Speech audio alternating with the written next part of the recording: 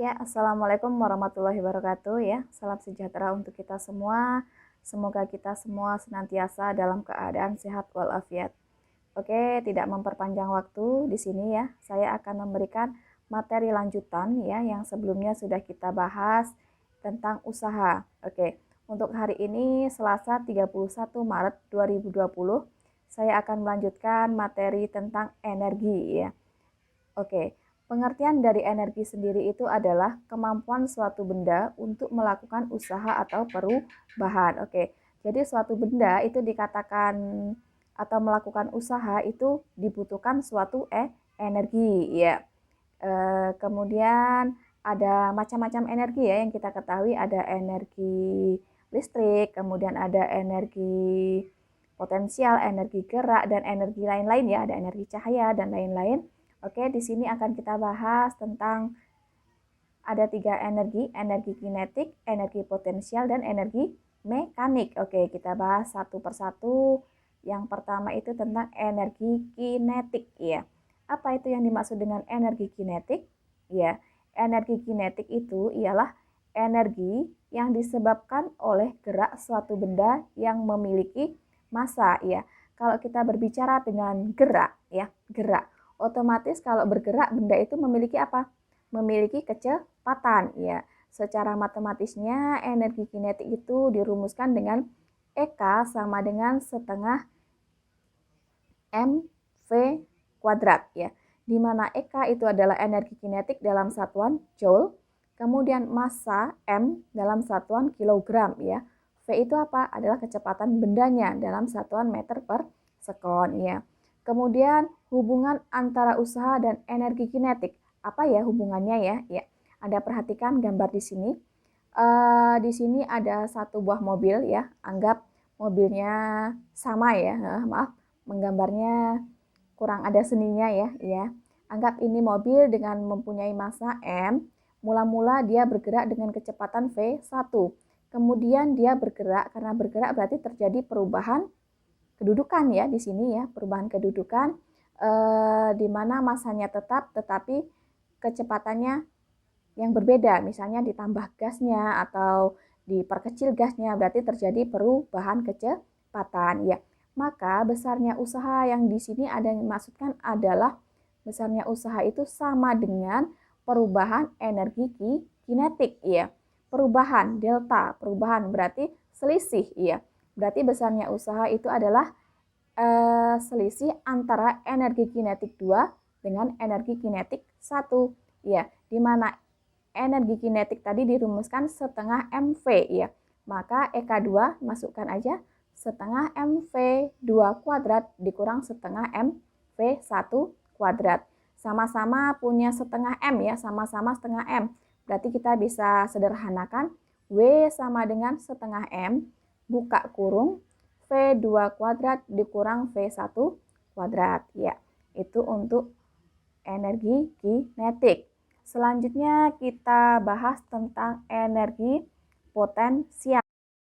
Apa itu energi potensial ya? Energi potensial adalah energi yang tersimpan pada benda karena kedudukan atau posisi benda terhadap titik acuannya. Oke, kedudukan atau posisi benda terhadap titik acuan di sini yang dimaksud biasanya itu berhubungan dengan ketinggian ya, ketinggian di mana titik acuannya itu biasanya dasar tanah ya. Oke, ada dua macam energi potensial ya. Yang pertama itu energi potensial gravitasi, yang kedua itu adalah energi potensial pada pegas ya. Apa perbedaannya ya? Kalau energi potensial gravitasi itu ya energi pada benda yang memiliki ketinggian ya, di mana dia memiliki energi potensial. Ya, energi potensial yang dimaksud adalah energi potensial gravitasi ya. Secara matematisnya dirumuskan EP sama dengan mgh ya. Di mana EP itu adalah energi potensial dalam satuan joule, kemudian M itu adalah massa dalam satuan kilogram, G itu adalah percepatan gravitasi ya, yang sudah ditetapkan biasanya 9,8 atau dibulatkan 10 meter per sekon kuadrat. H itu adalah ketinggian benda dalam satuan meter ya. Kalau energi potensial pegas itu biasanya berhubungan dengan pegas. Pegas sebelumnya sudah kita bahas ya, di mana pegas itu mempunyai tingkat keelastisitas ya. Oke, di mana dirumuskan energi potensial pegas itu sama dengan EP sama dengan setengah Kx kuadrat ya. EP itu adalah energi potensial pegas dalam satuan Joule. Kemudian K itu adalah konstanta pegas atau tingkat elastisitas pegasnya dalam satuan Newton per meter ya. Kemudian X itu adalah pertambahan panjang pegas ya. Biasanya pegas kalau diberi beban dia akan bertambah panjang ya. Oke, sama halnya dengan energi kinetik tadi ya. Energi potensial juga ada hubungannya dengan usaha ya. Sama Anda lihat gambar di sini ya. Misalkan mula-mula benda pada kedudukan pertama itu anggap tingginya H1, kemudian dilempar ke atas ya, mengalami perubahan kedudukan menjadi H2. Oke, benda dari bawah ke atas melakukan usaha, iya dong, biasa naik ke atas itu karena adanya usaha ya. Kalau tidak berusaha berarti dia akan stay atau tetap ya. Di mana besarnya usaha itu sama dengan perubahan energi potensialnya ya. Oke, perubahan berarti selisih ya. Berarti selisihnya sama dengan usaha sama dengan energi potensial pada kedudukan benda 2 ya, dikurangi energi potensial pada kedudukan yang pertama atau awalnya ya. Di mana EP tadi sama dengan MGH, tinggal kita masukkan ya. EP2 berarti MGH2, EP1 berarti MGH1. Oke, sama-sama punya MG ya. Hanya tapi berbeda H2, H1. Oke, bisa kita sederhanakan W sama dengan MG buka kurung H2 dikurang H1 ya. Oke, selanjutnya itu tentang energi mekanik ya. Oke, energi mekanik itu merupakan energi gabungan atau penjumlahan daripada energi kinetik dengan energi potensial ya. Karena penggabungan penjumlahan maka secara matematisnya EM, energi mekanik sama dengan energi kinetik ditambah energi potensial, EP ya. Di mana bisa diuraikan EM sama dengan EK. EK tadi adalah setengah MV kuadrat, EP adalah MGH ya.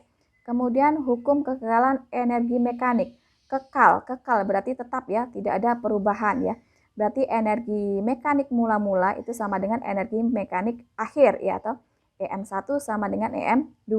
Tinggal dimasukkan karena energi mekanik itu gabungan antara energi kinetik dengan potensial, masukkan aja berarti EK1 ditambah EP1 sama dengan EK2 ditambah EP2 ya. Kalau mau diuraikan lagi juga bisa ya. EK1 itu adalah setengah MV1 kuadrat ya. Ditambah EP1 berarti MGH1 sama dengan EK2 berarti setengah MV2 kuadrat ditambah EP2 tadi ya, masukkan MGH2 ya. Ya, itu tadi persamaannya. Oke. Untuk contoh soalnya ya. Di sini sebuah benda jatuh bebas dari ketinggian 3,2 meter di atas permukaan tanah. Tentukan kecepatan benda pada saat di dasar permukaan tanah. Ya, jatuh bebas ya. Ingat konsep sebelumnya, jatuh bebas. Jatuh bebas dengan gerak vertikal ke bawah sama atau beda? Beda ya. Kalau jatuh bebas itu dia bergerak tanpa kecepatan awal, berarti tidak mempunyai kecepatan awal ya. Oke, berarti dari soal kita ketahui ya, karena dia jatuh bebas maka kecepatan awalnya sama dengan 0 ya. Kemudian pada posisi awal mempunyai ketinggian berapa sebelum sampai di tanah? 3,2 meter. Kemudian H2 0. Kenapa saya buat 0? Karena dia sampai di permukaan tanah, tidak mempunyai ketinggian ya, sama dengan 0 ya. Yang ditanya adalah kecepatan pada posisi dia sampai di tanah, berarti V2 atau keadaan keduanya ya. Oke, berarti di sini itu kita menggunakan konsep kekekalan energi mekanik di mana keadaan awal sama dengan keadaan akhir ya. EM1 sama dengan EM2 ya. EM1 masukkan berarti EK1 ditambah EP1 sama dengan EK2 ditambah EP2 ya. Masukkan, uraikan EK1 berarti setengah MV1 kuadrat ditambah EP1 berarti MGH1 ya, sama dengan setengah MV2 kuadrat ditambah MGH2 ya. Oh ya, oke, di sini bisa kita sederhanakan dulu karena ruas yang sini semuanya ya sama-sama mengandung atau mempunyai M, bisa kita coret berarti ya. M kita coret, berarti tinggal setengah V1 kuadrat ditambah GH1 sama dengan setengah V2 kuadrat ditambah GH2 ya. Oke, setengah dikali V1, 0. Kenapa saya buat 0? Ya, karena di awal kita ketahui V1-nya sama dengan 0 ya. Berapapun besar angka, kalau dikalikan dengan 0 maka hasilnya akan 0. Oke. GH1, G-nya kita masukkan pakai 10 ya. H1, H1-nya berapa? 3,2.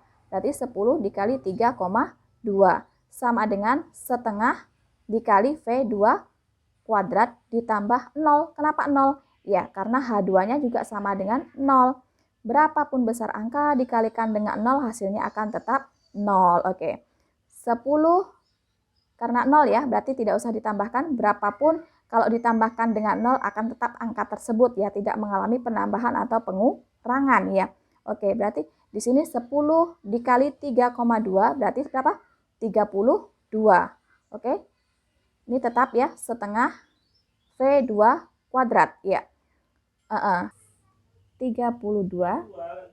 sama dengan setengah V2 kuadrat. Maka V2 kuadrat sama dengan ya 32 dikali 2 ya, berapa? 32 kali 2 itu adalah 64. Oke. Karena yang ditanyakan tadi adalah V2-nya, di sini masih keadaan kuadrat, maka kita hilangkan kuadratnya ya. Bagaimana? Jadi dengan sebelah yang ruas sebelah kita akarkan, maka yang sebelah hilang kuadratnya ya. Maka V2 sama dengan akar dari 64 ya. Berapa akar 64? 8 meter per sekon ya. Bisa dipahami? Ya. Nah, mudah-mudahan bisa ya. Oke. Kemudian untuk lebih pahamnya lagi silahkan dicoba. Di sini ada satu soal ya, tugas mandiri, coba dikerjakan ya. Di sini ada sebuah gambaran, di sini ada ya. Oke, keterangannya dari bagian tepi atas meja setinggi 2 meter, benda bermasa 1 kg didorong hingga bergerak dengan kecepatan awal 4 meter per sekon. Lintasan gerak membentuk setengah parabola seperti pada gambar ya. Anda lihat gambar ya. Anggap ini sebuah meja, kemudian di ujungnya ada benda didorong ya. Kemudian jatuh membentuk lintasan setengah parabola ya. Tentukan besar energi mekanik yang dimiliki benda pada saat ketinggian 0,5 meter di atas permukaan tanah ya. Berarti adalah energi mekanik yang kedua di sini pada posisi 0,5 meter ya. Coba Anda kerjakan. Jika ada kesulitan atau hal yang mau ditanyakan, silahkan hubungi Japri ke WA saya ya. Selamat mengerjakan ya. Selamat berkumpul dengan keluarga di rumah ya. Salam untuk keluarga. Saya akhiri, assalamualaikum warahmatullahi wabarakatuh.